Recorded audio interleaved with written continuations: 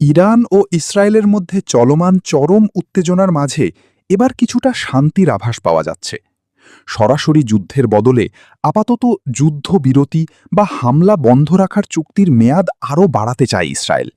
বুধবার আন্তর্জাতিক বার্তা সংস্থা রয়টার্স এই চাঞ্চল্যকর তথ্যটি প্রকাশ করেছে। তবে এর পেছনে অনেকেই ইসরায়েলের কুমতলবও দেখছেন। ইসরায়েল এবং ইরানের মধ্যে আগে থেকেই একটি সাময়িক যুদ্ধবিরতি চলছে, যার মেয়াদ আগামী ২২ এপ্রিল শেষ হবার কথা। কিন্তু দুই দেশই এখন চাইছে এই শান্তি যেন আরও অন্তত ২ সপ্তাহ বজায় থাকে। এতে করে ইসরায়েল নতুন করে হামলার প্রস্তুতি নিতে পারে। এই শান্তি আলোচনায় প্রতিবেশী দেশ পাকিস্তান একটি বিশেষ ভূমিকা পালন করছে।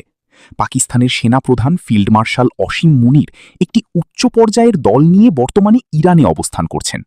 তিনি মূলত যুক্তরাষ্ট্রের একটি বিশেষ বার্তা ইরানের কাছে পৌঁছে দিতে এবং দুই দেশের মধ্যে আলোচনার পরিবেশ তৈরি করতে সেখানে গেছেন।